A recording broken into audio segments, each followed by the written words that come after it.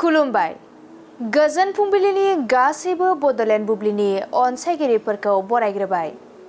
दिनै 20 जुलाइ सनिबारनि फानजामुथिखौ फरायथिनो लादों आं उदांस्रि मोसाहारिया। फानजामुथिनि गिबियाव दं मेष राशि। बरादा जोबोरैनो गाज्रि जागोन, गोबां जेंनायाव गोग्लैनो हागौ। बृष राशि। सोरजोंबा गोसा बाथ्रा बुंजानो हागौ, गोसोखौ गाज्रि मोनबाय थागोन। मिथुन राशि। रांखावरि आरजिना लानो हागोन, बेफार फालांगि बायदियाव मुलाम्फा गोनां जागोन। कर्कट राशि। गोबाव समनिफ्रायनो नाजानायनि गोथार फिथाइखौ मोनफुंनो हागौ, रंजा बाजायैनो साना बारलांगोन। सिंह राशि। सोरखौबा गोसोआव हास्थायना थानायखौ मोना जानो हागौ, गोसोआ जोबोरैनो असान्थि जाबाय थागोन। कन्या राशि।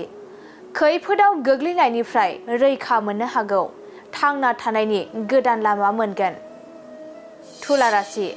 थांखियाव उथ्रिसार जाना मोजां फिथाइखौ मोनफुंगोन, नखराव बयनिबो खुसि फैगोन।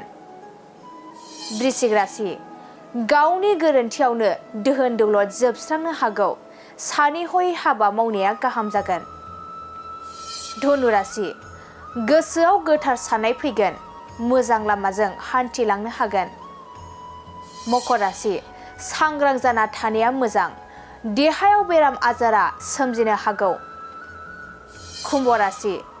नखराव दोहोन दौलतआ बांगोन, गोजोन खुसियैनो साना बारलांगोन। मीन राशि। गोसोनि साननायफोरा जाफुंसार जागोन, गोसोआ सुखु गोजोनै थानो हागोन। दिनै सानसेनि राशि फरायथिनायाबो एसेनोसै।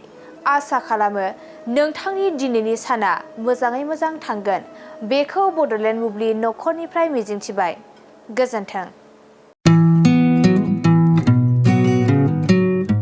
मोनसे फोसावथाय, नोंथांमोननि थाखाय मोनसे गोजोनथाव खौरां लानानै फैदों। चिरां जिल्लानि सिङाव थानाय काजलगावनि सिफुं हटेलखौ गुवाहाटी नोगोरनि साखाथियाव थानाय सानसारियाव गोदानै मोनसे सिफुं हटेल ब्रान्च खुलिनाया नोंथांमोननि थाखाय गोजोनथाव खौरां लानानै फैदों। नोंथाङाबो जुदि गुवाहाटीयाव थायोब्ला एबा गुवाहाटी नोगोराव दावबायहैनाय समाव बर'नि दोरोङारि ओंख्रिखौ जानो लुबैयोब्ला गुवाहाटी नोगोरनि साखाथियाव थानाय सानसारियाव गोदानै बेखेवनाय सिफुं हटेलाव थांनानै जाहैनो हागोन। बे सिफुं हटेलाव नोंथाङा बाङाय बेसेनावनो बर'नि गोबां गुबुन गुबुन दोरोङारि जाग्रा ओंख्रिफोरखौ मोननो हागोन। अनला दाउ, सबाय दाउ, अमाजों नारजि, मैथा अमा, ना बाथोन, थारुन ना, थारुन अमा आरो गोबां बायदि बायदि बर'नि ओंख्रिखौ बे बर'नि सिफुं हटेलाव मोननाय जायो।